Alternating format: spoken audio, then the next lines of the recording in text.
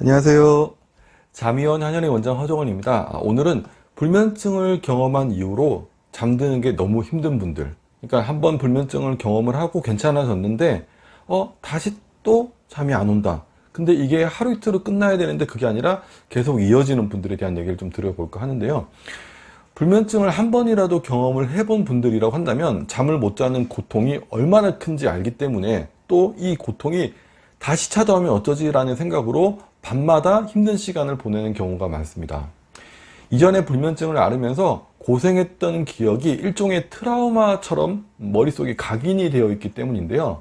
그리고 그런 기억들이 다시 재현될까봐 밤마다 걱정을 많이 하게 되는 거죠. 그리고 그 걱정 때문에 오히려 잠을 못 자게 되는 이런 악순환을 반복하는 분들이 계신데요. 마치 자동차 사고를 겪고 난 다음에 이 운전대를 잡기만 해도 손에 땀이 나고 막 힘들어하고 긴장이 되는 것처럼 침대에 눕기만 해도 가슴이 쿵쾅거리고 두근거리면서 긴장되고 불안한 마음이 들어서 좀처럼 편안하게 잠을 이룰 수 없게 되는 건데요. 사실 다시 불면증이 찾아온 것도 아니고 그냥 하루 이틀 정도 단순히 잠이 안 오는 그런 상황이 찾아온 것 뿐인데도 그냥 내버려 두면 좋아질 걸 괜히 겁을 먹고 불안해하다가 병을 더 키워버리게 되는 상황이 많습니다. 이런 분들을 보면 약간은 소심하고 흔히 말하는 심장이 조금 약한 분들이 많습니다. 잘 놀라고 조금만 변화해도 예민하게 반응할 수 있는 분들이 많습니다. 이런 상황을 일컬어서 우리가 속담이 있죠. 자라보고 놀란 것은 소뚜껑 보고 놀란다는 얘기를 하잖아요. 그죠? 그런데 이 말의 의미를 조금만 다시 생각을 해보면, 자라보고 놀랄 수는 있지만 가만히 들여다보면 이게 자라가 아니라는 거예요. 소뚜껑이라는 거죠. 그리고 그게 소뚜껑이라는 사실을 알게 된다면 스스로 안도의 한숨을 내쉬면서 내가 괜히 놀랬구나 라고 좀 긴장을 풀고 편안한 마음이 될 수 있다라는 의미가 될 수 있습니다. 조금만 여유를 갖고 이성적으로 생각을 해보면 내가 이렇게 불안해할 필요가 없구나라는 마음이 금방 들게 되는데요.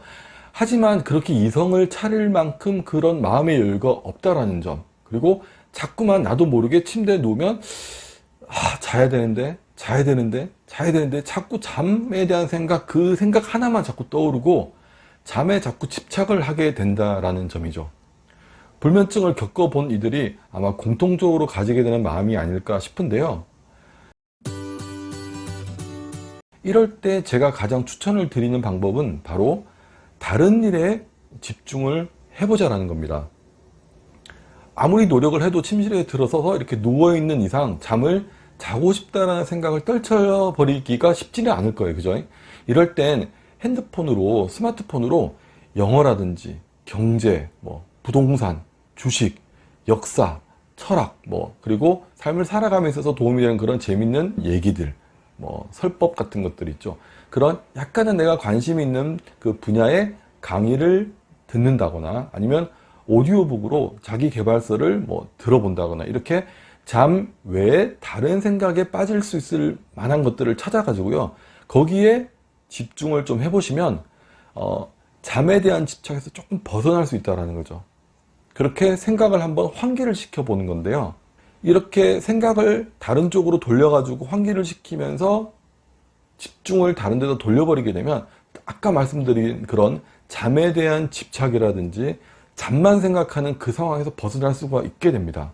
그러면 조금 더 여유 있게 이성적으로 생각을 하게 되고 잠에 대한 집착이 사라지니까 트라우마 같은 그런 어떤 불안감이 사라지게 되고 조금 더 차분해지고 여유가 생기고 안정을 찾고 이완이 되면서 잠이 들 수 있는 확률이 조금은 더 올라간다는 겁니다. 그런데 다만 여기서 화면을 보면서 그 강의를 듣게 되면 아무래도 각성작용이 일어나가지고 잠에 오히려 더 방해가 될 수 있고, 그리고 눈이 더 피곤해질 수 있기 때문에 가능하다라고 한다면 화면은 보지 마시고요. 핸드폰을 엎어놓고 소리만 듣는 걸로 그 강의라든지 이런 오디오북 같은 걸 듣는 걸 추천을 해드리고 싶습니다. 불도 다 끈 상태에서 편안하게 누운 상태에서 강의 한번 들어보자, 이런 느낌으로 한번 시도를 해보시면 좋겠습니다. 한의학적으로는 불안을 잡아주면서 동시에 심장을 좀 강하게 할 수 있는 그런 약재들로 치료를 하게 되는데요.